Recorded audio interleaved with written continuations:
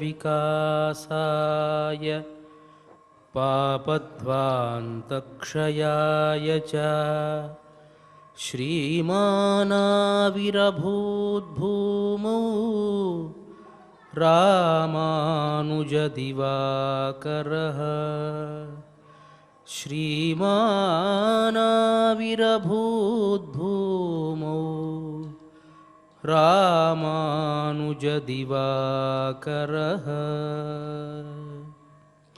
శ్రీ శ్వేతవరాహకల్ప అధినాయకుడైనటువంటి వరాహస్వామి పాదార విందాల చింత అఖిలాండకోటి బ్రహ్మాండ నాయకుడు కలియుగ ప్రత్యక్ష దైవము అయినటువంటి శ్రీనివాసుని పాద పద్మాల వద్ద తిరుప్పావైజీయర్ అని పేరుగాంచినటువంటి భగవద్ రామానుజుల పరంపరా ప్రాప్తమైనటువంటి శ్రీ శ్రీ శ్రీ పరమహంస పరివ్రాజకాచార్యవర్యులు ఉభయ వేదాంత ప్రవర్తకాచార్యులు అయినటువంటి తిరుమల శ్రీపదజీయంగార్ల పవిత్ర మఠ ప్రాంగణంలో భాగవత ఆచార్యుల అనుగ్రహంతో తిరుమల తిరుపతి దేవస్థానములు శ్రీ వెంకటేశ్వర భక్తి ఛానల్ వారి సౌజన్యంతో ధనుర్మాస ఉత్సవ కార్యక్రమంలో నేటికి మనం 27వ పాశురంలోకి ప్రవేశించాం.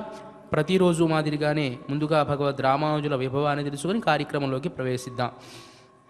త్వం భట్టనాథ తనయా వచసార్పితాని శ్రుత్వైవ పాయసకటాహ శతాని తాని దత్వా వనాద్రి నిలయాయ తయా గరీయాన్ భ్రాతాసి మే త్వమితి సాదర మీరితోసి.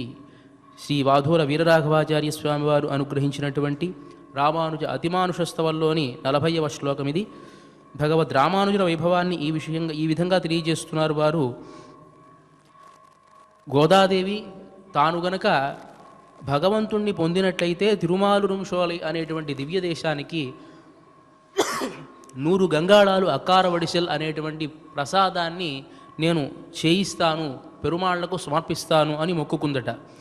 దానిని చేయకుండానే ఆమె పరమాత్మలో ఐక్యం అవడం వల్ల దానిని తెలుసుకున్నటువంటి భగవద్ రామానుజులు తాను ఆ తిరుమాలురుంశోలి అనేటువంటి స్వామికి ఆ 100 గంగాళాల అక్కార వడిసెల్ అనేటువంటి ప్రసాదాన్ని సమర్పించి సాక్షాత్తు గోదాదేవితోనే కోయిలన్న అనేటువంటి ఒక గొప్ప బిరుదును తాను పొందింది. అంటే నువ్వు నాకు ఒక సోదరుడి లాంటి వాడివి అనేటువంటి బిరుదును తాను పొందింది. కాబట్టి గోదాభీష్ట ప్రపూరకాయ నమః అనేటువంటి నామము, గోదాగ్రజాయ నమః అనేటువంటి నామము భగవద్ రామానుజులకు ఏర్పడింది అని భగవద్ రామానుజుల వైభవాన్ని వాధూల వీరరాఘవాచార్య స్వామి వారు ఈ శ్లోకం ద్వారా తెలియజేస్తారు. మరి అలాంటి భగవద్ రామానుజుల పరంపరకు సంబంధించినటువంటి మహనీయులు ప్రత్యక్షంగా ఇక్కడ మనకు వేంచేసి ఉన్నారు. వారికి నా మనఃపూర్వక సాష్టాంగ దండ ప్రణామాలు తెలియజేసుకుంటూ కార్యక్రమాన్ని ప్రారంభించవలసిందిగా ప్రార్థిస్తూ ఉన్నాను.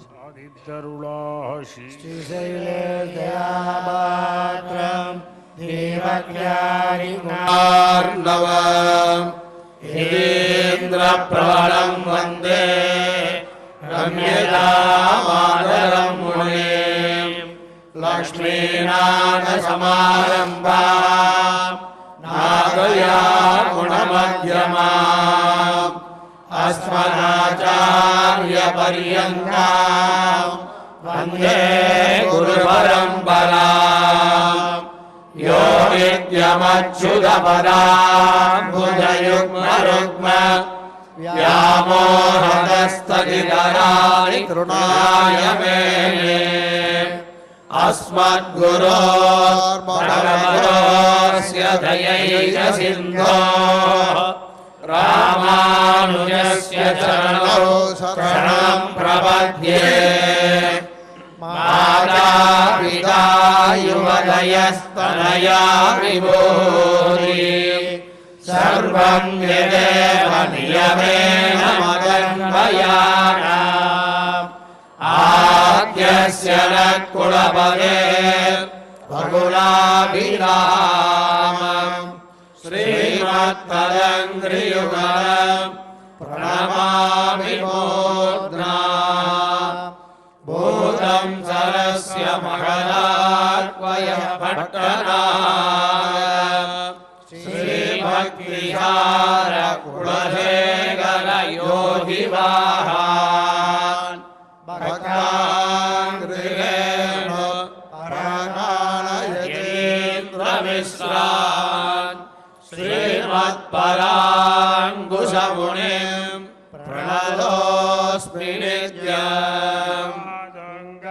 वनगिरिदडे शुद्धमुद्बोध्य कृष्ण पाराद्यं स्वं श्रुतिशतशिरसिद्धमध्यापयन्ति सोत्तिष्ठायां श्रुतिनिगलितं यावदाकृत्य भुङ्क्ते गोदानस्यै नमैदमिदं भूय एवास्तु भूयः अन्नवयल पुदुவை ஆண்டாள் அரங்கற்கே பண்டு திருப்பாவை பல்வரிய இன்னிசையால் பாடிக் கொடுத்தால் நற்பாமாய்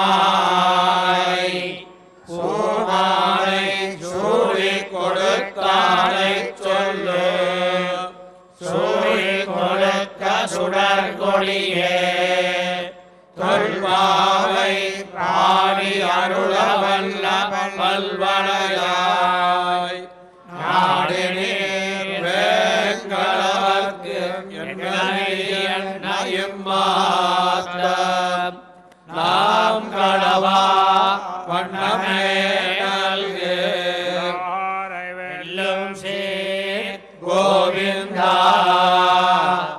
உன்னை பாடி பறைகொண்டு யாம் பெருசம்மான் நாடு புரளும் பரிசினால் நன்னாக சூரமே தோல்வளையே தோரே செவிப்போரே பாடகமே என்னைய பல்கலம் யாமணிவோம்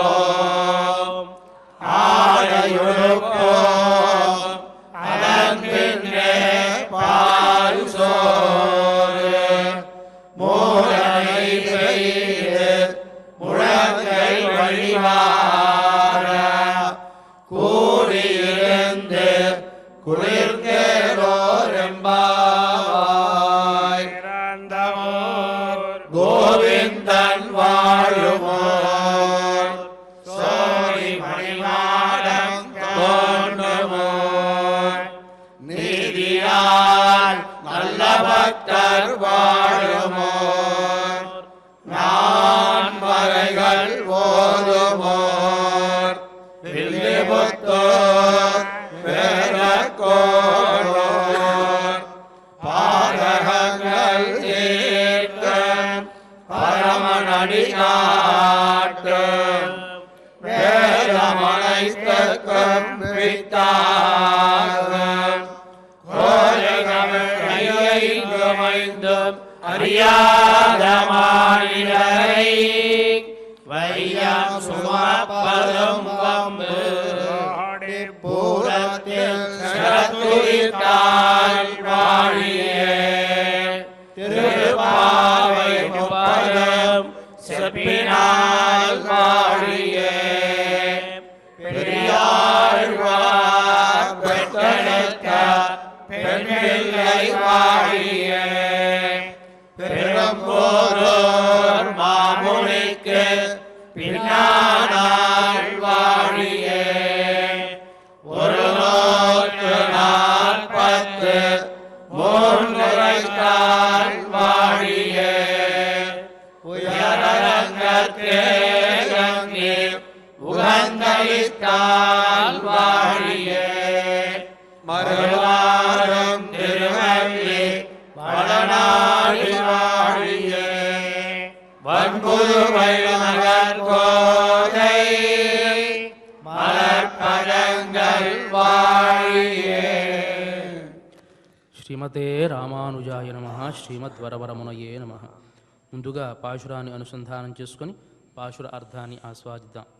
కూడారై వెల్లుం శీర్ గోవింద கூடாரை வெல்லும் சீர் கோவிந்தா உந்தன்னை பாடிப்பறை கொண்டு உந்தன்னை பாடி பறை கொண்டு யாம் பெரு சம்மானம் யாம் பெரு சம்மானம் நாடு புகழும் நாடு புகழும் பரிசினால் நன்னாக பரிசினால் நன்னாக ஊடகமே தோல்வளையே சூடகமே தோல்வளையே ஓடே செவிப்பூவே ஓடே செவிப்பூவே பாடகமே என்னனைய பாடகமே என்னனைய பல்கலனும் யாமணிபோ பல்கலனும் யாமணிபோ ஆடையுடுப்போம் ஆடையுடுப்போம் அதன் பின்னே பால் சோறு அதன் பின்னே பால் சோறு ஊடனை பெய்து ஊடனை செய்து முழங்கை வழிவார முழங்கை வழிவார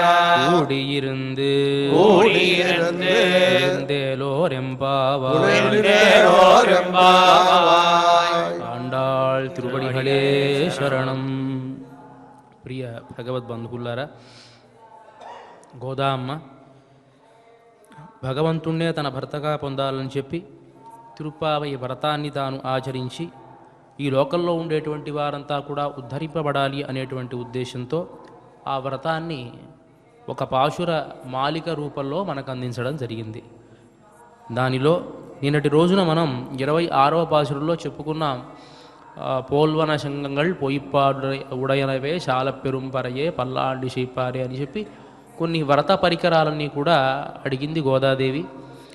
దాంట్లో నీ పాంచజన్యం లాంటి శంఖాలు కావాలి, అదే సందర్భంలో పరై అనేటువంటి వాద్యాలు కావాలి, అదే సందర్భంలో మంగళాశాసనం చేసేటువంటి వారు కావాలి, గొప్ప దీపం కావాలి, ఆ దీపంలో నెయ్యి పోయకుండా ఎప్పుడూ వెలుగుతూ ఉండాలి, తర్వాత ఒక పెద్ద ధ్వజం కావాలి, ఒక పెద్ద వితానం పైన ఉండేటువంటి ఒక ఆస్తరణం కావాలి, ఒక చాందిని అని అనుకోవచ్చు, అది కావాలి అని అడగడం జరిగింది.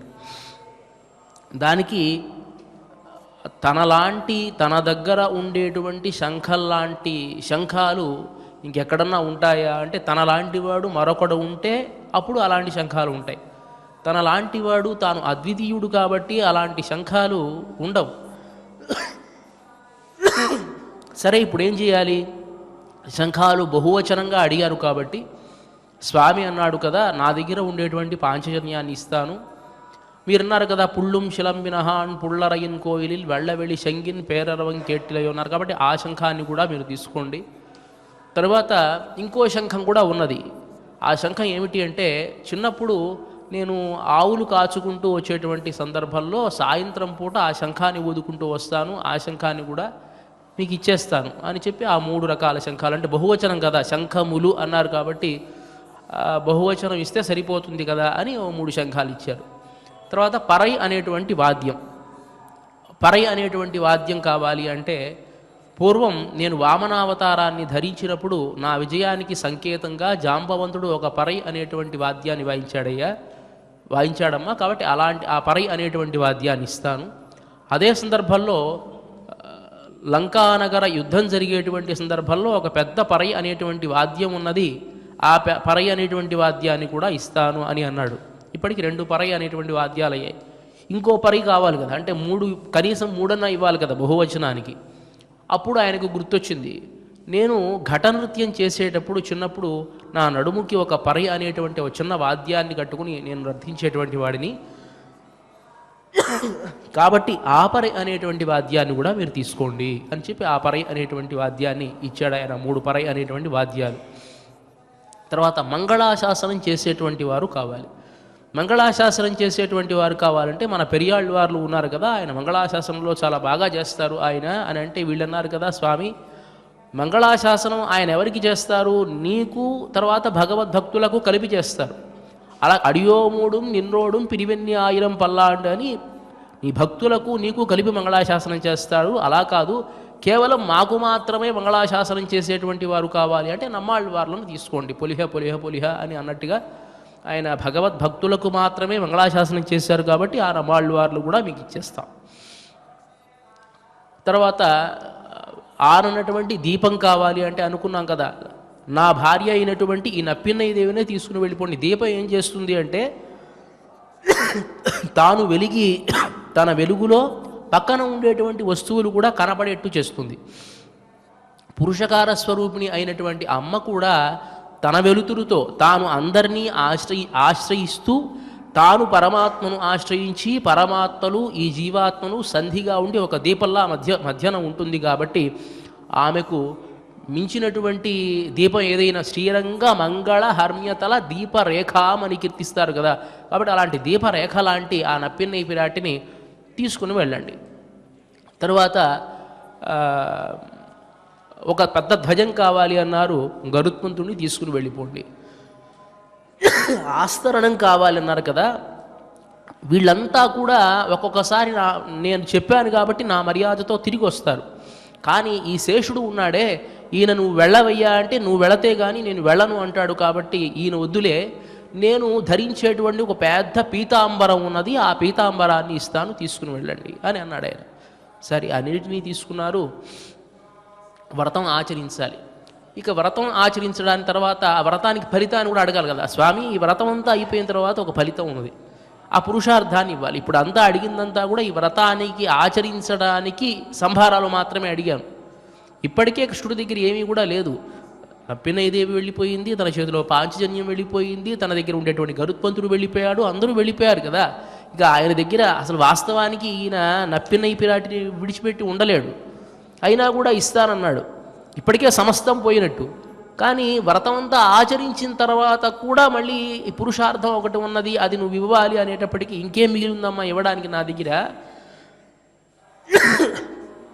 మీరు చూస్తే ఏదో వచ్చారు, ఏదో అడిగింది ఇచ్చి పంపించేద్దామంటే నన్నే జయించేశారే, నా దగ్గర ఉండేటువంటి సమస్తాన్ని కూడా మీరు కొల్లగొట్టారే అని అంటే, అప్పుడు ఈ పాశురంలో పరమాత్మ యొక్క గొప్ప తత్వాన్ని ఇంకా గొప్పగా, నిన్నటి పాశురంలో కాకుండా ఇంకా గొప్పగా ఆవిష్కరిస్తున్నారు ఈ పాశురంలో. కూడారి వెల్లుం షీరు గోవింద అని చెప్పి పాశురానికి అర్థాన్ని ఒకసారి చెప్పుకొని తర్వాత విశేషార్థానికి వెళదాం. కూడారి వెల్లుం షీరు గోవింద, నిన్ను ఆశ్రయించనేటువంటి వారిని జయించేటువంటి కళ్యాణ గుణాలు కలిగినటువంటి ఓ గోవింద, ఉంతన్ని పాడి పరహొండు యాం పెరుషమ్మానం, నిన్ను మా నోరారా కీర్తించి మేము పొందేటువంటి సన్మానం ఎలా ఉండాలో తెలుసా? నాడు పుహళుం పరిశినాల్ నన్రాహ, లోకమంతా ఈ సన్మానాన్ని చూసి ఇంత గొప్ప సన్మానం నభూతో నభవిష్యతి, ఎవరికీ జరగలేదు అనేట్టుగా లోకం చెప్పుకునేట్టుగా జరగాలి ఆ సన్మానం. ఆ సన్మానంలో మాకేమేమి కావాలో చెబుతున్నాను. షూడహమే, చేతులకు గాజులు కావాలి, తోళ్వళయే భుజకీర్తులు కావాలి, తోడే కర్ణాభరణాలు కావాలి, చెవిప్పూవే కర్ణానికి పైగా ఉండేటువంటి కర్ణ పుష్పాలు కావాలి, పాడహమే తర్వాత కాళ్ళకి ధరించేటువంటి గజ్జెలు కావాలి, ఎండ్రు అనయ ఇలా అనేకమైనటువంటి ఆభరణాలు, పల్హలను యామణివోం అనేకమైనటువంటి ఆభరణాలన్నీ కూడా మేము ధరించాలి. ధరించాలి అంటే ధరించాలి. యామణివోం ఆడయుడుపోం, తర్వాత ఒక అద్భుతమైనటువంటి మంచి వస్త్రాన్ని ధరించాలి. ఆడయుడుపోం అదన్ పిన్నే పాల్షోరు మూడనైపేదు ముழங்கை వழிవార కూడియిருந்து కుళిருந்து, పాల అన్నాన్ని ఎలా ఉండాలి? ఆ పాల అన్నం అంటే అది నేతిలో బాగా మునిగిపోయి మూడొంతులు నెయ్యి పైన లోపల కింద అన్నం ఉండాలట. అలాంటి ఆ పాయసాన్ని చేతిలో కనుక తీసుకుంటే మోచేతి గుండా ప్రవహించేట్టుగా నెయ్యి ఉండాలి. అలా ఆ ప్రసాదాన్ని ఆరగించాలి. ఎవరితో? కూడి ఇருந்து కుళిருந்து, అందరం కూడా వరసగా కూర్చొని కలిసి అనుభవించాలి అని ఈ పాశురంలో ఉండేటువంటి అర్థం. కూడారే వెల్లుం షీరు గోవింద, నిన్ను ఆశ్రయించనటువంటి వారిని జయించేటువంటి వాడా. ఆశ్రయించేటువంటి వారిని జయించడం పెద్ద విషయం కాదు, ఆశ్రయించనటువంటి వారిని జయించేటువంటి వాడా. నువ్వు ఇష్టం లేకపోయినా కూడాను ఇష్టపడేట్టుగా చేసుకోవడం గొప్ప విషయం కదా. జయించడం అంటే ఏమిటి?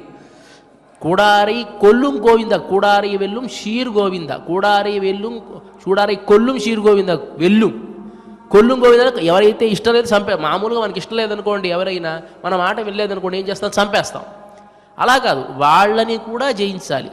పరమాత్మ యొక్క తత్వం ఎలా ఉంటుంది అంటే, ఎలాంటి వాళ్ళనైనా సరే నయాను భయాను ఆయన అదుపులో చేసుకునేట్టుగా చేసుకునేటువంటి తత్వం పరమాత్మకు ఉంటుంది.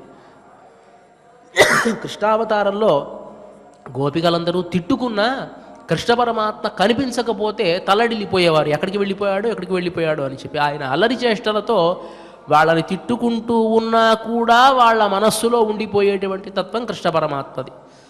కంసుడు తిట్టుకుంటూ ఉన్నా ఆయన మనస్సులో కృష్ణ పరమాత్మే ఉన్నాడు. ఇక పరమాత్మ తత్వం ఎలా ఉంటుంది అంటే రామాయణంలో తెలియజేస్తారండి. దశరథ మహారాజు చెప్తాడు రామచంద్రమూర్తి యొక్క వైభవాన్ని. సత్యేన లోకాన్ జయతి దీనాన్ దానేన రాఘవ గురూను శుశ్రూషయా వీర ధనుషా యుధి శాత్రవాన్. రామచంద్రమూర్తి అందరినీ జయిస్తాడు. ఎలా జయిస్తాడు అనేటువంటి విషయాన్ని తెలియజేస్తున్నారు ఇక్కడ. సత్యేన లోకాన్ జయతి, తాను సత్యవాక్కునే మాట్లాడతాడు, అబద్ధం అనేటువంటిది మాట్లాడడు. కాబట్టి ఈ లోకమే కాదు అన్ని లోకాలు కూడా జయిస్తాట. ఎవడైతే సత్యాన్ని మాట్లాడతాడో వాడు సమస్తమైనటువంటి లోకాన్ని జయిస్తాడు అనేటువంటిది శాస్త్రం. పుట్టినప్పటి నుంచి ఏదైతే తాను మాట ఇచ్చాడో అన్ని మాటలు కూడా తాను నెరవేర్చుకున్నాడు. సుగ్రీవుడికి రాజ్యాన్ని ఇస్తాను అన్నాడు, ఇచ్చాడు. విభీషణుడికి రాజ్యాన్ని ఇస్తాను అన్నాడు, ఇచ్చాడు. మహర్షులందరికీ కూడా రాక్షస సంహారం చేస్తాను అని మాట ఇచ్చాడు, దాన్ని నిర్వర్తించాడు. ఇట్లా సత్యేన లోకాన్ జయతి, తాను అన్నటువంటి మాటను నిలబెట్టుకొని లోకాలన్నీ జయించేటువంటి తత్వం రామచంద్రమూర్తి దగ్గర ఉన్నది. దీనాన్ దానేన రాఘవ. ఇక అల్పులైనటువంటి వారు, బీదవారు ఎవరైనా ఉంటే వాళ్ళని తాను దానంతో జయిస్తాట. ఇప్పుడు ధనం లేనటువంటి వాడు నీ దగ్గరికి వస్తే కావలసినంత ఐశ్వర్యాన్ని కనుక నువ్వు ఇచ్చినట్లయితే ఏం చేస్తారు వాళ్ళంతా? నీకు ఒదిగి ఉంటారా లేదా? వాళ్ళకి నేను ఇవ్వను అంటే అప్పుడు వాళ్ళు శత్రువులు అవుతారు. వాళ్ళకేం కావాలి? ఐశ్వర్యం కావాలి, దాన్ని ఇచ్చేస్తాట. రామచంద్రమూర్తి అరణ్యవాసం చేయడానికి ముందు 32వ సర్గలో చెప్తారు. అయోధ్యకాండలో ఇక బయలుదేరి వెళ్ళిపోవాలి అరణ్యాలకు అంటే ఆ 32వ సర్గంతా దానం ఇవ్వడమే. అందరికీ ఎవ్వరికి ఏం కావాలో అందరికీ దానాన్ని ఇచ్చాడు. అక్కడ త్రిజటుడు అనేటువంటి ఒక గొప్ప బ్రాహ్మణుడు విషయం ప్రస్తావన చేస్తారు. గర్గ మహర్షి వంశానికి చెందినటువంటి వాడు, చాలా దరిద్రుడట పాపం. అడవుల్లో నివసిస్తూ ఉండేటువంటి వాడు. కేవలం ఉంచవృత్తి చేసుకోవడం. ఉంచవృత్తి చేయడం అంటే ఏమిటంటే ఇళ్లల్లో పూర్వకాలంలో ఏం చేశారంటే ధాన్యం తీసుకుని వచ్చి దాన్ని దంచుతారు. ఆ దంచినప్పుడు ఆ పొట్టంతా ధాన్యాన్ని దంచిన తర్వాత పొట్టు పోయిన తర్వాత దాన్ని వాళ్ళు తీసుకుని అన్నం వండుకునేవారు. ఎప్పటికప్పుడు రోజు ఇదే ప్రక్రియ అన్నమాట. అలా దంచినప్పుడు కింద పడిపోయినటువంటి గింజలు తీసుకోరట వాళ్ళు. అది ఒక నియమం. ఎందుకు తీసుకోరంటే ఈ ఉంచవృత్తి చేసేటువంటి వారు ఎవరైతే ఉంటారో వాళ్ళు ఈ కింద పడిపోయినటువంటి గింజలన్నీ కూడా తీసుకుని వెళ్ళి వాళ్ళు ఆహారం వండుకుంటారు. కాబట్టి దాన్ని అలా వదిలేస్తారు. ఇది ఒక నియమం. దీన్ని ఉంచవృత్తి అని అంటారన్నమాట. ఇట్లా ఈ గర్గ వంశానికి చెందినటువంటి ఈ త్రిజటుడు అనేటువంటి వాడు అట్లా ఉండేవాట. కటిక దరిద్రుడు, బహు సంతానం ఉన్నటువంటి వాడు. ఆ సందర్భంలో రామచంద్రమూర్తి అడవులకు వెళుతున్నాడు అని తెలిస్తే భార్య అంది కదా, రామచంద్రమూర్తి దగ్గరికి వెళ్ళండి, ఆయన దానం చేస్తున్నారట, మీరు వెళ్ళండి అని అంది. సరే ఈయన కూడా వెళ్ళాడు. రామచంద్ర నాకు దానం ఇయ్యవయ్యా అని అడిగాడు ఆయన చాలా దీనంగా. రామచంద్రమూర్తికి ఆశ్చర్యం వేసింది.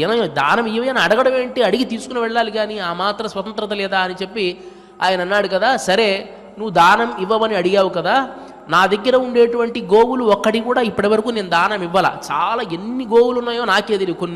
కొన్ని సమూహాలు ఉన్నాయి గోవులు.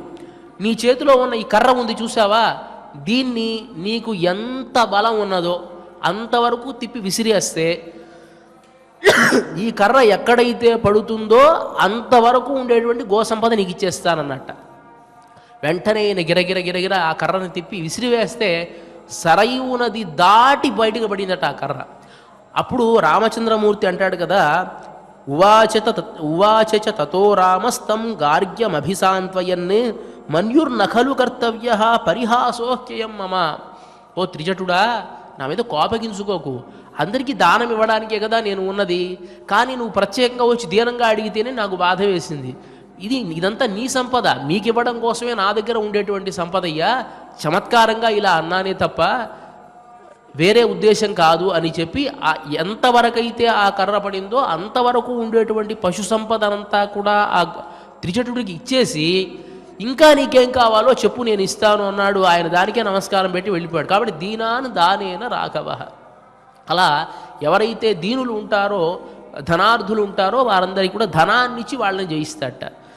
గురువును శుశ్రూషయా వీర, పెద్దలైనటువంటి వారికి తాను సేవ చేసి వారిని జయిస్తాడట. వశిష్ఠ మహర్షి గురువు గారు గొప్ప సేవ చేశాడు. విశ్వామిత్ర మహర్షి దగ్గర చాలా ఒదిగి ఉన్నాడు. విశ్వామిత్ర మహర్షి ఎలా చెబితే అలా, ఆయన నించోమంటే నించున్నాడు, కూర్చోమంటే కూర్చున్నాడు, ఎప్పుడు యుద్ధం చేయమంటే అప్పుడు యుద్ధం చేశాడు. అలా చేసి విశ్వామిత్ర మహర్షిని జయించినటువంటి వాడు. తన పెద్దలైనటువంటి దశరథుడు, కౌసల్య, కైకేయి, సుమిత్ర లాంటి వాళ్ళనంది గురువు అంటే గురు శబ్దంతో పెద్దలు అని కూడా చెప్పబడుతుంది. కాబట్టి తనకు పెద్దలైనటువంటి వారు ఎవరైతే ఉంటారో వారందరినీ కూడా శుశ్రూషతో జయించేటువంటి వాడు అని చెప్పుకుంటూ, ధనుషాయుధి శాత్రవాన్, ఎవరైతే యుద్ధం చేయడానికి వస్తారో వాళ్ళందరినీ కూడా ఆ ధనస్సుతో జయిస్తాడట. ధనస్సుతో జయించమంటే ఆమె చంపిపడేయడం కాదు అక్కడ ఉద్దేశం. ఎవరైతే పరాక్రమం చూడాలి అని వస్తారో పరాక్రమాన్ని మాత్రమే చూపిస్తాడు. ఇక దానికి మించి కూడా కోరుకుంటే ఏమీ చేయలేడు కదా. మనకి రామావతారంలో రామచంద్రమూర్తి శివధనుర్భంగం చేసేశాడు. చేసిన తర్వాత వివాహం అయింది. వివాహం బయలుదేరేటువంటి సందర్భంలో పరశురాముడు పరిగెత్తుకుంటూ వచ్చాడు. ఎందువల్ల? తనకు గురువు అయినటువంటి శివుని యొక్క ధనుస్సుని విరిచాడు అనేటువంటి కోపంతో, ఇంత దుర్మార్గానికి ఒడిగట్టినటువంటి వాడు ఎవడు, వాడికి అంత పరాక్రమం ఉందా అని కోపంతో పరిగెత్తుకుంటూ వచ్చాడు ఆయన. రామ దాశరథే రామ వీర్యంతే శ్రూయతాద్భుతం ధనుషోభేదనం చేయవ నిఖిలేన మయా శృతం. ఓ రామా, నువ్వు చాలా గొప్పవాడివి అని విన్నాను, శివధనుర్భంగం చేసావుట, నువ్వు చాలా గొప్పవాడివి అని అనుకుంటున్నావేమో. 2 ధనుస్సులు ఉన్నాయి, దాంట్లో ఒక ధనుస్సును నువ్వు విరిచేశావు, ఇంకో ధనుస్సు నా దగ్గర ఉన్నది, ఆ ధనుస్సును నీకిస్తాను. ఆ ధనుస్సు కనుక నువ్వు ఎక్కుపెట్టి చూపించు. ఎక్కుపెట్టి చూపించిన తర్వాత మన ఇద్దరం మళ్ళీ మల్ల యుద్ధం చేసుకుందాం. ఆ మల్ల యుద్ధంలో ఎవరు జయిస్తారో వాళ్ళది జయం అని చెబుతూ ఉంటే, దశరథ మహారాజు ఇప్పుడే కాళ్లకు పెట్టిన పారాయణ కూడా ఆరలేదయ్యా, ఇప్పుడు నువ్వు వచ్చి నీ పరాక్రమం చూపించమని చెబుతూ ఉన్నారు, పరాక్రమం చూపించేటువంటి సందర్భం ఇదా అంటే, దశరథుడు మొదలైనటువంటి రాజులంతా కూడా ఈ పరశురాముడి యొక్క బారి నుండి తప్పించుకోవడానికి కొంతకాలం దాక్కోవలసి వచ్చింది. ఎందువల్ల? ఆయన క్షాత్ర నిర్మూలన చేస్తూ ఉంటే ఆయనకి ఎదురు వెళ్ళలేరు. ఎందుకంటే ఆయన బ్రాహ్మణుడు, ఆయన సంహరిస్తే బ్రహ్మహత్యా దోషం వస్తుంది. కాబట్టి ఎందుకు అని అందరూ దాక్కున్నారు కొంతమంది. దాంట్లో దశరథ మహారాజు ఒకడు. ఆయన అన్నాడు కదా, నువ్వు పూర్వం ఇంద్రుడికి మాట ఇచ్చావయ్యా, మళ్ళీ అస్త్రాన్ని ముట్టను అని చెప్పి మళ్ళీ ఎందుకు వచ్చావు ఇప్పుడు? ఈ రామచంద్రమూర్తి చూస్తే ఇప్పుడే కళ్యాణం చేసుకుని బయటికి వస్తూ ఉన్నాడు, అయినా చిన్నపిల్లవాడు, అతనితో నీకు విరోధం ఏమిటి? నీతో యుద్ధం చేసి అతను గెలవగలడా అని అంటూ ఉంటే అతని మాట పట్టించుకోవాలి అసలు. శిపో అన్నాడు. రాముడితోనే మాట్లాడడం ప్రారంభించాడు. రామచంద్ర చూసుకో, ఇమే ధనుషీ శ్రేష్ఠే దివ్యే లోకాభివిశ్రుతే దృఢే బలవతీ ముఖ్య సుకృతే విశ్వకర్మణ. రామచంద్ర, పూర్వం గొప్ప ధనుస్సులు 2 చేయబడ్డాయి. ఒకటి విశ్వకర్మ నిర్మించాడు ఆ 2 ధనస్సులు. ఒకటి శివధనస్సు, ఒకటి విష్ణుధనస్సు. ఈ శివధనస్సును నువ్వు విరిచావు, ఈ విష్ణు చాపాన్ని నీకు ఇస్తున్నాను, దీన్ని నువ్వు ఎక్కుపెట్టు అని చెప్పి చెబుతూ ఉంటే రామచంద్రమూర్తికి కోపం వచ్చింది. ఎందువల్ల కోపం వచ్చిందంటే, మామూలుగా తననేవైనా తానేం పట్టించుకోడు, కానీ తన ముందు తనకు తండ్రి అయినటువంటి దశరథ చక్రవర్తిని అంటూ ఉంటే ఎవడన్నా చూస్తూ ఊరుకుంటాడా? కానీ కోపం వస్తూ ఉంది, చాలా కోపం వచ్చింది. వేరే వాళ్ళు ఉంటే సమాధానం వేరేగా చెప్పేవాడు. వచ్చినటువంటి వాడు పరశురాముడు కాబట్టి తన కోపాన్నంతా కూడా అణచుకొని అప్పుడు మాట్లాడడం ప్రారంభించాడు. ఏమిటి? శ్రుత్వా జామదజ్ఞస్య వాక్యం దాశరథిస్తదా గౌరవాద్యంత్రిత కథ పితూరామ మథాబ్రవీత్. కేవలం తన తండ్రి దగ్గర ఒదిగి ఉండాలి. తండ్రి దగ్గర అని కొడితే మళ్ళీ తండ్రిని అవమానించినట్టు అవుతుంది కదా. అక్కడ తండ్రికి అవమానం జరగకూడదు. అదే సందర్భంలో వచ్చినటువంటి వాడు పరశురాముడు కాబట్టి అవమానకరంగా మాట్లాడకూడదు. ఇది 2 దృష్టిలో పెట్టుకున్నాడు ఆయన. 2 దృష్టిలో పెట్టుకొని మాట్లాడడం ప్రారంభించాడు. వీర్యహీన వివాశక్తం క్షత్రధర్మేణ భార్గవ అవజానాసి మే తేజ పశ్యమేద్య పరాక్రమం. ఓ పరశురామ, ఎలాంటి వీర్యము లేనటువంటి వాడుగా నువ్వు అనుకుంటూ ఉన్నావేమో, నాకు గొప్ప వీర్యమే ఉన్నది. ఇప్పుడు నా పరాక్రమాన్ని నేను చూపిస్తాను విను అని చెప్పి, బ్రాహ్మణోసీతి పూజ్యం, వెంటనే ఆ ధనుస్సును తాను తీసుకున్నాడు. తీసుకుని ఎక్కుపెట్టాడు. ఎక్కుపెట్టిన తర్వాత భార్గవరాముడి నోట్లో మాటలు రాలా. అప్పుడు చెప్తున్నాడు ఈయన, బ్రాహ్మణోసీతి పూజ్యోమే. ఓ పరశురామ, 2 కారణాలు ఉన్నాయి నీ మీద నేను గౌరవం ఉంచడానికి. ఒకటి, బ్రాహ్మణోసీతి పూజ్యోమే, బ్రాహ్మణుడవు కాబట్టి ఒక గౌరవం ఉన్నది. విశ్వామిత్ర కృతేనచ, విశ్వామిత్రుడికి నీకు బంధుత్వం ఉంది. విశ్వామిత్రుడు నాకు ఆచార్యుడు. ఏ విధంగా? తాను అడవులకు తీసుకుని వెళుతూ ఎన్నో రకాల తాను తపస్సు చేసి పొందినటువంటి అస్త్రాలన్నీ కూడా ఎట్లా ప్రయోగించాలో, ఎట్లా ఉపసంహరించుకోవాలో రెండూ కూడా నేర్పినటువంటి ఆచార్యుడు నాకు విశ్వామిత్రుడు. కాబట్టి ఆ విశ్వామిత్ర సంబంధం నీకు ఉన్నది. అంటే విశ్వామిత్రుడి యొక్క సోదరి కుమారుడు ఈ పరశురాముడు కాబట్టి విశ్వామిత్రుడితో సంబంధం కూడా ఉన్నది. ఈ రెండు రకాల వృత్తాంతాలను బట్టి తస్మాత్ శక్తో నతే రామ మోక్తుం ప్రాణహరం శరం. ఇప్పుడు ఎక్కుపెట్టినటువంటి ఈ బాణం ఉన్నది చూసావా, వేరే వాళ్ళైతే ఈ పాటికి వదిలిపెట్టి ఉండేసేవాడిని. ఎక్కుపెట్టాను ఈ బాణాన్ని, ఇప్పుడు ఏం చేయమంటావు? నువ్వు అన్నావు కదా నీ పరాక్రమం చూపించు, మా నాన్నగారు ఉంటే ఇష్టం వచ్చినట్టు మాట్లాడావు కదా, నా ప్రతాపాన్ని చూపించడం పెద్ద విషయం ఏమీ కాదు. ఇప్పుడు ఎక్కుపెట్టినటువంటి ఈ బాణాన్ని ఎక్కడ విడిచిపెట్టమంటావో చెప్పు. నీ మీద విడిచిపెట్టలేను, నువ్వేమో బ్రాహ్మణోత్తముడివి, అదే సందర్భంలో నాకు ఆచార్యుడైనటువంటి విశ్వామిత్రుడి యొక్క సంబంధం కలిగినటువంటి వాడివి కాబట్టి నేను ఇప్పుడు ఈ బాణాన్ని ఎక్కడ విడిచిపెట్టమంటావో చెప్పు అని అన్నాడు. ఆ విధంగా చెప్పిన వెంటనే సరే పరశురాముడు అన్నాడు కదా, నేను జయించినటువంటి ఈ భూలోకాన్నంతటిని కూడాను కాశ్యప మహర్షికి ఎప్పుడో ఇచ్చేశాను. మా గురువుగారు ఆయన అన్నాడు కదా, ఈ లోకంలో ఉండడానికి లేదు, పోరా అని నన్ను తరిమేశాడు. ఎందుకంటే నువ్వు ఉంటే ఇక్కడ ఉన్న వాళ్ళని చంపేస్తూ ఉంటావు, కాబట్టి ఇక్కడి నుంచి ముందు వెళ్ళిపో అన్నాడు ఆయన. వెళ్ళిపోయాడు ఆయన, ఎక్కడో మూల కూర్చుని తపస్సు చేసుకుంటూ ఉన్నాడు ఆయన. ఇప్పుడు నా పాదగమన ఆ భూమిని ఇవ్వడానికి నేను శక్తుడిని కాను. అంటే నేను ఈ లోకంలో ఉండేటువంటి రాజులందరినీ కూడా సంహరించిన తర్వాత దక్కినటువంటి భూమిని అంతటినీ కూడాను నా ఆచార్యుడైనటువంటి కాశ్యపుడికి ఇచ్చేశాను, కాబట్టి అది నాది కాదు. ఇక నా పాదగమనాన్ని కొడితే నేను ఎక్కడికి వెళ్ళాలో కష్టం, నేను ఎక్కడో చోటుకు వెళ్ళాలి కదా ముందు ఇక్కడి నుంచి నువ్వు, కాబట్టి నా తపస్సుని నువ్వు కొట్టు. నేను ఏదైతే తపస్సుని ఆర్జించానో ఆ తపస్సంతా కూడా నీకు వచ్చేస్తుంది. కాబట్టి ఆ తపస్సును నీ బాణంతో నువ్వు సంధించవయ్యా అని చెప్పి తనకు ఆశీర్వచనాన్ని చేసి వెళ్ళిపోయాడు. కాబట్టి సత్యేన లోకాంజయతి ధీరాందానేన రాఘవ గురువున్ శుశ్రూషయా వీర ధనుషాయుధి శాస్త్రవాన్. ఎవరినైనా సరే జయించాలి అంటే ఇలాంటి లక్షణాలు ఉండాలి. జయించాలి అంటే ఎలా జయించాలి? పరాక్రమంతో జయించడం కాదు, గుణాలతో జయించడం అన్నమాట. రావణాసురుని కూడా ఎంత ప్రాధేయపడ్డాడు రామచంద్రమూర్తి, ఎంతకాలం వేచి చూశాడు రామచంద్రమూర్తి. ఏ విధంగా నయానో భయా సామ దాన భేద దండోపాయాలు అని అంటారు. సామ రూపంలో చెప్పాడు నెమ్మదిగా, చాలా చమత్కారం. రామాయణంలో చూస్తే అన్ని రహస్యాలే అండి. రావణాసురుడు పరమశివభక్తుడు కదా, కాబట్టి శివుడి ద్వారా చెప్పిస్తే బాగుంటుంది, కానీ శివుడు అందుబాటులో ఉండడు కదా. కాబట్టి శివాంశ సంభూతుడైనటువంటి బాగా మాట్లాడగలిగేటువంటి చాతుర్యం కలిగినటువంటి హనుమంతుడిని పంపించాడు మొట్టమొదటి దూతగా. ఎంత బాగా చెప్పాడు! హనుమంతుడి చేసేటువంటి దూత్యం కన్నా ఎవడైనా దౌత్యం చేయగలడు. చాలా వివరంగా చెప్పాడు. రామచంద్రమూర్తి దగ్గర ఉండేటువంటి వానరుల్లో నాకంటే అధముడైనటువంటి వాడు ఎవడూ లేడు. నాకంటే ప్రతాపవంతుడు మాత్రమే ఉన్నాడేమో కానీ నాకంటే అధముడైనటువంటి వాడే లేడంటే ఆ సేనలో ఉండేటువంటి వాళ్ళంతా హనుమంతుడి యొక్క పరాక్రమం కలిగినటువంటి వాడంటే కేవలం ఒక హనుమంతుడే లంకానగరాన్నంతా కాల్చొచ్చాడా లేదా అంటే ఎంత పరాక్రమం కలిగి ఉంటాడు. ఇది సామం అంటే నెమ్మదిగా ఏదో విధంగా నచ్చ చెప్పడం అన్నమాట. వినలా. తర్వాత సామం, తర్వాత దానం.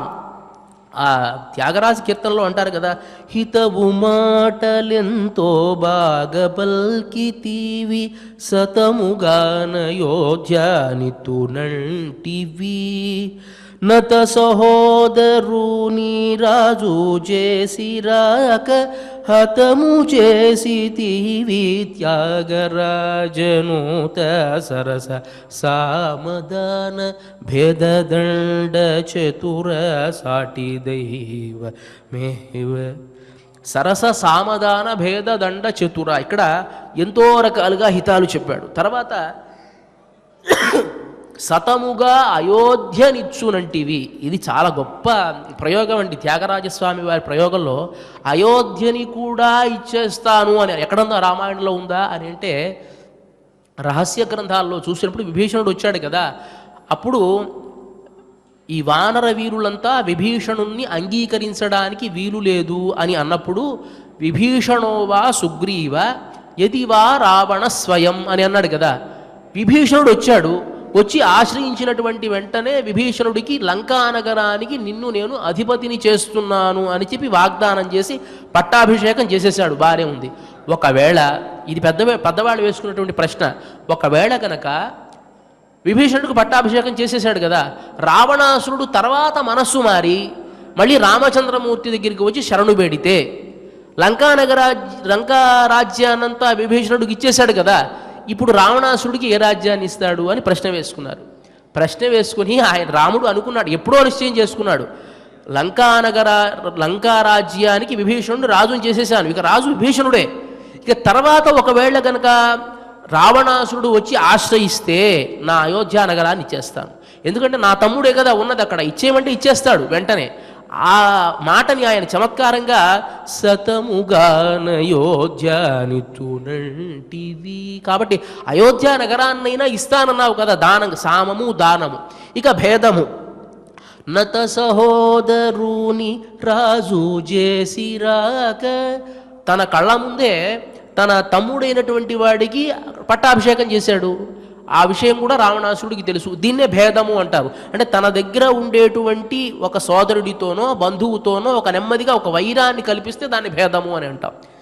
అది కూడా వినకపోతే ఏం చేస్తారు, సామదాన భేద దండమే కదా, చివరికి దండాన్ని చేశాడు అని చెప్పి సరస సామదాన భేద దండ చతుర అని చెప్పి ఇలాంటి చాతుర్యం కలిగినటువంటి రామచంద్రమూర్తికి సాటి అయినటువంటి వారు ఎవరైనా ఉన్నారా అని చెప్పి కీర్తిస్తారు త్యాగరాజస్వామి. అట్లా ధనుషాయుధి శాత్రవాన్ ఎవరైనా వస్తే ధనస్సుతో జయిస్తారట. ఇది కూడారి వెల్లుం షీర్ గోవింద. ఈ మాటలో గోపికలు గోదా అమ్మవారు ఒక్కొక్క మాట ప్రయోగిస్తూ ఉంటే దాంట్లో అర్థాలు తెలుసుకోవాలంటే చాలా కష్టం అండి. నిన్ను ఎవరైతే ఆశ్రయించారో వారిని జయించేటువంటి తత్వము కలిగినటువంటి వాడా అని అంటే, నిన్ను ఆశ్రయించేటువంటి వారికి ఓడిపోయేటువంటి వాడా అని అంటే, నిన్ను ఆశ్రయించనేటువంటి వారిని జయించేటువంటి వాడు కాబట్టి నిన్ను ఆశ్రయిస్తే నువ్వే ఓడిపోతావు. ఇప్పుడు మా దగ్గర ఓడిపోయాను నువ్వు అనుకుంటున్నావు కదా, అలా ఓడిపోయేటువంటి తత్వం నీ దగ్గర ఉన్నది. ఎంతమంది దగ్గర ఓడిపోలేదండి. తను ఎవరైనా చాలు నమస్కారం పెడితే చాలు వదిలేస్తాడు కదా. తన తల్లికి భక్తికి పరవశుడై దామోదరుడుగా కట్టించుకోబడ్డా లేదా? మనకి భారతంలో చాలా ప్రఖ్యాతమైనటువంటి ఇతివృత్తం, నేను ఆయుధాన్ని పట్టను అని అన్నాడు ఆయన అర్జునుడితో. నేను ఆయుధాన్ని పట్టను, ఆయుధాన్ని పట్టకుండా మీ పక్షంలో ఉంటాను, నా వల్ల నీకేదైనా ప్రయోజనం ఉందా అంటే లేదు లేదు నువ్వు ఉండాల్సిందే అన్నాడు. అర్జునుడు తీసుకుని వెళ్ళాడు. ఈ ఆయుధాన్ని పట్టను అనేటువంటి ప్రతిజ్ఞ విన్నటువంటి భీష్ముడు, ఓహో కృష్ణుడు ఇలా ప్రతిజ్ఞ చేశాడా, నేను ఎందుకు ఆయుధాన్ని పట్టించనో చూస్తాను, ఎందుకు ఆయుధాన్ని పట్టుకోవడం నేను చూస్తానన్నాడు ఆయన. ఆయన భక్తుడు. ఆయన ఒక ప్రతిజ్ఞ చేశాడు, ఈయన ఒక ప్రతిజ్ఞ చేశాడు. నేను ఆయుధాన్ని పట్టను అని ఆయన అన్నాడు, ఆయుధాన్ని పట్టిస్తాను అని ఈయన అన్నాడు. గొప్ప యుద్ధం జరుగుతూ ఉన్నది. మొదటి రోజు యుద్ధం అయింది భారతంలో. ఆ మొదటి రోజు యుద్ధంలో కాస్త అర్జునుడికి ఈయనేమో తాతగారు అయిపోయారు, ద్రోణాచార్యుడు గురువు గారు అయిపోయారు. ఏదో మామూలుగా ఓ మోస్తరు యుద్ధం చేస్తూ ఉన్నాడు. యుద్ధం అంతా పూర్తయిన తర్వాత ధర్మరాజు దగ్గరికి వస్తే ధర్మరాజు అనగా ఇదే గనక ఈ రకంగా నిన్ను నమ్ముకునే యుద్ధంలో దిగాము అర్జున, నువ్వు గనక ఇలాగే గనక యుద్ధం చేస్తే ఉన్న 11,000 మంది 7,000 అక్షోహిణులు కూడా చచ్చిపోతాయి, ప్రయోజనం ఏమీ ఉండదు నీ వల్ల, కాబట్టి ఇలా యుద్ధం చేస్తే ఎట్లా, నీ పరాక్రమాన్ని చూపించాలి కదా అని అన్నాడు. అలా అయితే చూడండి అన్నగారు నేను చూపిస్తానన్నాడు. రెండో రోజు పరాక్రమాన్ని అంతా చూపించారు. ఆ పరాక్రమానికి కౌరవ సైన్యం అంతా భయపడిపోయి పరిగెత్తుతూ ఉంటే అది చూశాడు దుర్యోధనుడు. దుర్యోధనుడికి కోపం వచ్చింది. ఆ రెండో రోజు రాత్రి భీష్ముడి దగ్గరికి వచ్చి అన్నాడు కదా, తాత నువ్వేదో మా పక్షం అని అనుకుంటున్నాను, కానీ నువ్వు పరమ పక్షపాతివి, పాండవ పక్షపాతివి, నువ్వు మమ్మల్ని మోసం చేస్తూ ఉన్నావు, ఎలాంటి బాణాలు కూడా ప్రయోగించకుండా కేవలం ఏదో పుష్పబాణాల్లా ప్రయోగిస్తూ ఉంటే ఎట్లా, నువ్వు చీల్చి చెండాడాలి కదా అని అన్నాడు. ఓహో అలా అంటావా, అట్లా అయితే రేపు నా ప్రతాపాన్ని చూపిస్తానన్నాడు. ఇక ఆగ్రహోదగ్రుడై బాణాలు ప్రయోగించడం ప్రారంభించాడు అర్జునుడి మీద. ఒక బాణము అర్జునుడికి తగలలేదు. చూశాడు ఓర్పుతో. ఓహో ఇది అర్జునుడి నైపుణ్యం కాదు, సారథి అయినటువంటి కృష్ణుడి నైపుణ్యం అని చెప్పి ఒక్కొక్క బాణాన్ని వేయడం ప్రారంభించాడు. ఒక బాణం నుదుట్లో గుచ్చుకుంటుంది, ఎక్కడ పడితే మొత్తం రక్తసిక్తం అయిపోతున్నాడు కృష్ణ పరమాత్మ. కోపం వచ్చింది కృష్ణుడికి. అక్కడ ఎంత చమత్కారమో చూడండి, బాణాలు వేసి కొడుతూ ఉన్నాడు, కృష్ణుడికి కోపం వచ్చింది. కానీ భీష్ముడు ఎలాంటి వాడు, పరమభాగవతోత్తముడు. కృష్ణుడు అంటే పరమభక్తి కలిగినటువంటి వాడు. ఆయనట ఒక్కొక్క బాణంతో అర్చన చేస్తూ ఉన్నట్ట. అంటే విష్ణు సహస్రనామాలు చెప్పినవాడు కదా, కాబట్టి సహస్రనామంతోనే బాణాలు ప్రయోగిస్తూ ఉన్నాడు ఆయన. ఒక్కొక్క బాణంతో ప్రయోగిస్తూ ఉంటే ఆయనకు వచ్చి గుచ్చుకుంటూ ఉంది. పరమాత్మ భక్త పరాధీనుడు కదండి. దెబ్బ తగిలితే శరీరానికి తగులుతుంది, లోపల తగిలే దెబ్బ పరమాత్మని తలుచుకుంటూ కొడుతున్నాడు ఆయన. ఈయన వల్ల కావడం లేదు. ఏం చేశాడు, ఒక్కసారి కోపం వచ్చింది, ఇలా అయితే కాదు అని చెప్పి చక్రాన్ని పట్టుకున్నాడు. నిన్ను చంపేస్తాను ఇవాళ, ఏహి కృష్ణ అంటాడు. కృష్ణ, నిజంగా యుద్ధంలో ఎవడి చేతో చచ్చిపోవడం కంటే నీ చేతిలో చావడం గొప్ప విషయం కదా, ఈ సుదర్శనం ఎత్తావంటే చంపేస్తావు నువ్వు, నాకు మోక్షమే ఇక అని అనుకున్నాడు. ఆయన నమస్కారం పెట్టాడు. ఎప్పుడైతే నమస్కారం పెట్టాడో ఇక ఈ అర్జునుడు కాస్త, కృష్ణ నువ్వు ఒక పెద్ద శపథాన్ని చేపట్టావు, ఆయుధాన్ని పట్టను అన్నావు, అది గుర్తు లేదా, ఇప్పుడు పట్టేశావే, నీ ప్రతిజ్ఞ పోయింది, అది వదిలేసే. ఇప్పుడు గనక నువ్వు ఇతన్ని సంహరిస్తే నన్ను నపుంసకుడు అనుకుంటారు లోకంలో ఉండేటువంటి వాళ్ళు, కాస్త నాకు ఉండేటువంటి పేరు పోతుంది, కాబట్టి మా పరువుని నిలబెట్టు అన్నాడు. సరే వచ్చాడు, గమ్మున వచ్చి రథంలో కూర్చున్నాడు. దీనికోసం ఆ చక్రం పట్టుకునేది. వాస్తవానికి చక్రం పడితే ఎవరినైనా సంహరించాలి కదా, మరి సంహరించకుండా ఎందుకు చేశాడంటే తన భక్తుడైనటువంటి వాడి ప్రతిజ్ఞను నిలబెట్టాలి తాను ఓడిపోయిన. ఇది ఏదో ఊహించి చెప్పేటువంటిది కాదండి. భీష్మస్తుతిలో భాగవతంలో ఆయన అంటాడు, స్వనిగమం అపహాయ మత్ప్రతిజ్ఞామృతమధికర్తుం అవప్లుతో రథస్థ. ఆ భీష్ముడు చెప్పేటువంటి మాట, ఇది మనం చెప్పేటువంటి మాట కాదు.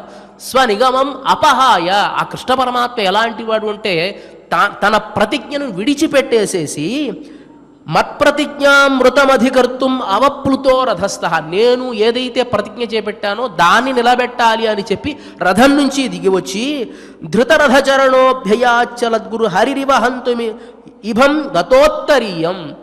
ఆ కృష్ణుడట ఎలా వస్తూ ఉన్నట్ట భీష్ముడి మీదకి అంటే, ఒక సింహం ఒక ఏనుగుని లంఘించి ఒక్కసారి కుంభస్థలాన్ని కొట్టడానికి ఎలా అయితే ఎగరడానికి ప్రయత్నం చేస్తూ ఉందో అట్లా ఎగరడానికి వచ్చేటువంటి ఆ కృష్ణ పరమాత్మ యొక్క సౌందర్యం నా కళ్ళ ముందు కనిపిస్తుంది అని కీర్తిస్తాడు భీష్ముడు. అలా తనను ఆశ్రయించినటువంటి వారికి ఓడిపోవాలి అన్న సిద్ధంగా ఉంటాడు. కానీ తనను ఆశ్రయించను అనేటువంటి వాళ్ళు ఉంటారే, వాళ్ళ విషయంలో మాత్రం తాను ఏ విధంగా అయినా జయిస్తాడు. ఈ మాటలో ఇదండి మనం అనుకున్నాం కదా ఇందాక, నన్ను మించిపోతూ ఉన్నారే, నా దగ్గర ఉన్నటువంటి సమస్తాన్ని మీరు తీసుకుంటున్నారే అంటే అది నీ యొక్క గొప్పతనం అయ్యా. నిన్ను జయించట్లేదు కదా, నిన్ను ఆశ్రయించి వచ్చాం కాబట్టి మాకు ఓడిపోవడం నీకు ఇష్టం, సులభం. భార్యాభర్తలు ఆడుకున్నప్పుడు భార్య చేతిలో భర్త ఓడిపోవడం సరసత్వం అంటారు. పిల్లవాడు తండ్రి ఆడుకున్నప్పుడు పిల్లవాడి కోసం తండ్రి ఓడిపోవడం ఒక ఆనందం అంటాం. అలా ఉండాలే కానీ ఎప్పుడు నేనే జయిస్తూ ఉంటే ఏం గొప్పతనం, దాంట్లో ఉండే గొప్పతనం ఏముంది అనేటువంటి దాన్ని చూపించడానికి కూడా వీళ్ళు షీర్ గోవింద, చాలా కన్యాళ గుణాలు కలిగినటువంటి గోవింద. ఈ గోవింద శబ్దానికి రకరకాల అర్థాలు ఉన్నాయి. గో అనేటువంటి శబ్దానికి భూమి అని, పర్వతము అని, వాక్కులు అని, వేదములు అని అన్ని దశావతారాలు, సమస్త అవతారాలు ఈ గోవింద శబ్దంలోనే వస్తాయి. కాబట్టి అలాంటి గోవింద ఉంతన్నై పాడి పరైహొండి యాం పెరు సమ్మానం, నిన్ను నోరారా మనసారా మేమంతా కీర్తించి పాడి పరైహొండు, ఈ పరై అనేటువంటి వాద్యాన్ని తీసుకున్న తర్వాత మేము పొందేటువంటి సన్మానం ఎలా ఉండాలో తెలుసా, నాడు పుహళం, ఈ లోకానికి అంతటికి కూడా తెలియాలి. ఎందుకు చెప్తున్నారు ఇట్లా అంటే, సన్మానం అంటే అందరికీ తెలిసే విధంగా జరిగితే పరమాత్మ యొక్క గొప్పతనం తెలుస్తుంది. ఫలానా అప్పుడు కృష్ణ పరమాత్మను వీళ్ళు స్తుతించడం వల్ల ఇంత గొప్పతనం జరిగింది అని అందరూ వచ్చి ఆశ్రయిస్తారు కదా, వాళ్ళకి కావాల్సింది అదే కదా. రామదాసు గారు జైల్లో ఉన్నారు. జైల్లో పెట్టినప్పుడు ఆయన బాధపడుతూ ఉంటారు, నమ్మిన వారిని మోసము చేయుట న్యాయముగా దూర నా తండ్రి, సమ్మత మౌన సూచే వారికి చక్కనగా దూర రఘునాథ. నమ్మిన వారిని మోసము చేయుట న్యాయము కాదురా నా తండ్రి. నేను ఇట్లా చెరసాల్లో ఉన్నాను, నేను నమ్ముకున్నాను, నమ్మిన వారిని మోసం చేస్తే ఇది న్యాయం కాదయ్యా, ఇది నా కోసం బాధపడుతున్నాను అని నువ్వు అనుకుంటున్నావేమో. నా కోసం ఎలాగో నా జీవితం సగం తెల్లవారిపోయింది, పెద్ద విషయం ఏమి కాదు, ఇది ఉంటే ఎంత పోతే ఎంత, దానికోసం కూడా నా బాధ. విన్నారంటే పరులందరూ నిన్ను విడనాడుదురే రఘునాథ. రామచంద్రమూర్తిని ఆశ్రయిస్తే ఆయన ఎవరిని కాపాడడు అని అందరూ వదిలేస్తారే నిన్ను, అది నా బాధ. విన్నారంటే పరులందరూ నీను విడనాడుదురే రఘునాథ. అన్నా నీకిది చిన్నముగా దూరాదుకోవలెరా రఘునాథ. నీ చిహ్నం ఇది కాదు, ఎవరైతే వచ్చి ఆశ్రయిస్తారో వాళ్ళని రక్షించడం నీ చిహ్నం కదా ఓ రామచంద్ర. నా గురించి నేను మాట్లాడల్లా. ఇప్పుడు ఒక యాడ్ చూసే కదా ఏదైనా ఒక ప్రోడక్ట్ కొంటాం, ఈ ప్రోడక్ట్ కొంటే ఇంత బాగుంటుంది ఇంత బాగుంటుంది అనే కదా ఎవరైనా వెళతారు, దాన్ని కొనడానికి వెళతారు. రామచంద్రమూర్తిని ఆశ్రయిస్తే వీడు జైల్లో పడతాడు, కృష్ణ పరమాత్మను ఆశ్రయిస్తే వీడు సంకనాకిపోతే, ఇట్లా ఏదని చెప్పాం అనుకోండి, ఎవడొస్తాడు నమస్కారం పెట్టమే మానేస్తాడు కదా. పరమాత్మను ఆశ్రయిస్తే వాళ్ళ చరమాంకం ఇంత అద్భుతంగా ఉంటుంది అని తెలియడం కోసమే వాళ్ళు బాధపడుతూ ఉన్నారు. ఇక్కడ నాడు పుహళం పరిశీనాలన్నా అందరూ కూడా ఈ గొప్ప సన్మానాన్ని చూసి ఆనందపడాలి అని చెప్పు. చూడహమే తోల్బళయే తోడే చెవిప్పూవే, చేతులకు గాజులు, తర్వాత భుజకీర్తులు, తర్వాత కర్ణాభరణాలు, కాళ్ళకి అందెలు, ఇవన్నీ కూడా పాడహమేయన్రనయ పల్హలను యాముడు. ఆ ఆభరణాల పేర్ల కూడా మాకు తెలియవు, అవన్నీ కూడా అలంకరించుకోవాలి. తమిళక వెంటాడు చమత్కారంగా ఒక రాజుగారి దగ్గరికి వెళ్ళాట. వెళితే ఆ రాజుగారు రకరకాల ఆభరణాలు పంపించారు, ఇంట్లోకి పంపిస్తే పాపం వాళ్ళు చాలా కటిక దరిద్రంలో ఉన్నటువంటి వాళ్ళంతా ఒక్కొక్క ఆభరణాన్ని ఎక్కడెక్కడ ధరించాలో తెలియదు, ఎప్పుడు కూడా అలాంటి ఆభరణాలు చూడాల. శిరస్సు మీద వేసుకునేటువంటి ఆభరణాన్ని ఏమో చేతికో వేసుకునేమో ముక్కుకి వేసుకోవాల్సిన నడుముకి ఇట్లా వేసుకున్నారు పాపం వాళ్ళు. అప్పుడు వాళ్ళని చూసి చమత్కారంగా ఒక పద్యం చెప్పాట ఆయన. ఏమిటి దాని సారాంశం అంటే, పూర్వం సీతాదేవిని అపహరించుకొని రావణాసురుడు తీసుకుని వెళుతూ ఉంటే సీతాదేవి తన దగ్గర ఉండేటువంటి ఆభరణాలు నగలు అన్నీ కూడా తీసి పడేస్తే కోతులన్నీ మొత్తం ఒక చోటుకి చేర్చి దాన్ని ఒక్కొక్కటి అలంకరించుకుంటూ ఉన్నాయి. వాడికి తెలియదు ఎక్కడ పెట్టుకోవాలో, ఒకటేమో తలకి, ఒకటి ముక్కుకి, ఒక చెవికి పెట్టుకున్నది, ఎక్కడెక్కడ పెట్టుకోవాలో వాడికి తెలియదు అనమాట. అట్లా మా ఇంట్లో వాళ్ళకి ఏ ఆభరణాలు ఎక్కడ ధరించాలో తెలియలేదు అని చమత్కారంగా చెప్తాడు తమిళ కవి. అట్లా ఈ గోపికలు కూడా అంటున్నారు, ఆ ఆభరణాల పేర్లు ఏంటో మాకు తెలియదయ్యా, ఎన్ని రకాల ఆభరణాలు ఉన్నాయో అన్ని ఆభరణాలు ధరింపజేయాలి నువ్వు దగ్గరుండి. పాడహమేయన్ననయ పల్హలను యామడివోం, ఆడయుడుపోం వస్త్రాన్ని ధరించాలి, అదన్ విన్నే పాల్షోరు, పాల అన్నాన్ని భుజించాలి. ఇక్కడ చెప్పడానికి కారణం ఏమిటి అంటే, గోకులంలో అంతా ఇంతకాలము కూడా గోపికలు వాళ్ళు నెయ్యున్నోం పాలున్నోం నాటకైనా చెప్పారు కదా, పాలని మేము భుజించము నేతిని మేము భుజించము అని చెప్పారు కదా. గోకులంలో మొత్తం అలా మిగిలిపోతూ ఉంది నెయ్యి పాలు అంతా కూడా. అంతేకాకుండా ఎప్పుడైతే గోపికలు తీసుకోలేదో కృష్ణ పరమాత్మ కూడా తీసుకోవడం మానేశాట, పాలు వెన్న నెయ్యి భుజించడం మానేశాడు. తద్వారా కృష్ణ పరమాత్మ సన్నబడిపోతున్నాడు. కృష్ణ పరమాత్మ యొక్క సౌందర్యం ఇనుబడింపచేయాలంటే వీళ్ళు కూడా ఆ వ్రత సమాప్తి చేయాలి అనేటువంటి ఉద్దేశంతో మనమంతా కలిసి ఈ పాల అన్నాన్ని భుజించాలి అని చెప్పి అదన్ బిన్నే పాలుషోరు మూడనై పెయ్యదు ముழங்கை వైవార కూడియిருந்து కుళిరిందేలోర్ ఎంబావై, మనమంతా ఆ భగవదనుభవాన్ని చెయ్యాలి అని చెప్పి అందరం కలిసి ఆ పాల అన్నాన్ని భుజిస్తూ ఆ రసాస్వాదన చెయ్యాలి అని చెప్పి ఈ పాశురం ద్వారా కృష్ణ పరమాత్మని ప్రార్థించడం జరిగింది. ఇక ఇవాల్టి ఈ కార్యక్రమంలో చిట్ట చివరి అంశమైనటువంటిది శ్రీ ఆండాళ్ అనుగ్రహంతో శ్రీమతి తెలిగిచెర్ల కందాడి సీతమ్మ గారు తెలిగించినటువంటి తిరుప్పావై కూడారవెల్లం శ్రీరుగోవింద అనేటువంటి ఈ పాశురానికి ఆశ్రయించని అరుల జయించడి అలరుగుణ భరిత కృష్ణ అనేటువంటి ఈ గేయాన్ని తిరుమల తిరుపతి దేవస్థాన ఆస్థాన విద్వాంసులు శ్రీ గలిమెళ్ల బాలకృష్ణ ప్రసాద్ గారు స్వరపరచడం జరిగింది. దీనిని తిరుమల తిరుపతి దేవస్థాన శ్రీ అన్నమాచార్య ప్రాజెక్ట్ కళాకారులు శ్రీమతి ఎస్ అనూష గారు గానం చేయడం జరుగుతుంది. ఈ కార్యక్రమాన్ని నాదనిరాజన మంటపం ద్వారా ప్రత్యక్ష కార్యక్రమంలో మనం వీక్షించవచ్చు. ఇక ఇవాటి ఈ కార్యక్రమాన్ని క్షమాప్రార్థన నుంచి మంగళం వరకు మనమంతా కలిసి పారాయణ చేసి ముగిద్దాం. అథ క్షమాప్రార్థన యదకరపదభ్రష్టం మాత్రాహీనం చ యద్భవేత్ తత్సర్వం క్షమ్యతాం దేవ నారాయణ నమోస్తుతే.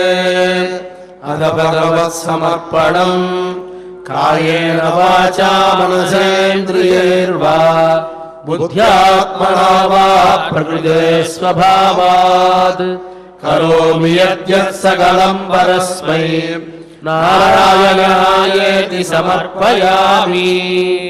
అథ లోకక్షేమ ప్రార్థనా స్వస్తి ప్రజాభ్యః పరిపాలయంతాం న్యాయేన మార్గేణ మహీం మహీషాః गोब्राह्मणेभ्यः शुभमस्तु नित्यम् लोकाः समस्ताः सुखिनो भवन्तु। अथ मङ्गलम् कोसलेन्द्राय महनीय गुणात्मने चक्रवर्तितनूजाय सार्वभौमाय मङ्गलम्। अस्तु गोपालबालाय नित्याय परमात्मने भक्तवात्सल्यनिधये नित्यभोग्याय मङ्गलम्। श्रीमत्यै विष्णुचित्तार्य मनोनन्दन हेतवे नन्दनन्दन सुन्दर्यै गोदायै नित्यमङ्गलम्। श्रियः कान्ताय कल्याण निधये निधयेऽर्थिनाम्। श्रीवेङ्कटनिवासाय श्रीनिवासाय मङ्गलम्। శ్రీ అవధూతాశ్రమము బోధానంద సత్యారామూర్తి ఆర్యుల గోసేవాశ్రమము మరియు వృద్ధాశ్రమము పడాల.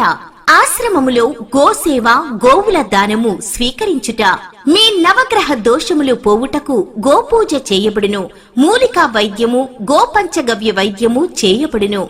యంత్రములు తావీదులు ఇవ్వబడును. శాంతి హోమములు చేయబడును. మీ ఆత్మీయుల పుట్టినరోజు, పెళ్లి రోజు మరియు వర్ధంతి వంటి ముఖ్యమైన దినములలో గోసేవ లేదా అన్నదానం చేయదలిచిన వారు సంప్రదించండి. మా వృద్ధాశ్రమంలో ఖాళీలు కలవు. చేరదలిచిన వారు సంప్రదించండి. శ్రీ శ్రీ శ్రీ స్వామి బోధానందగిరి శ్రీ అవధూతాశ్రమము అయ్యప్ప స్వామి గుడి దగ్గర పడాల, తాడేపల్లిగూడెం 2. Cell numbers 7981356374, 9618034 138.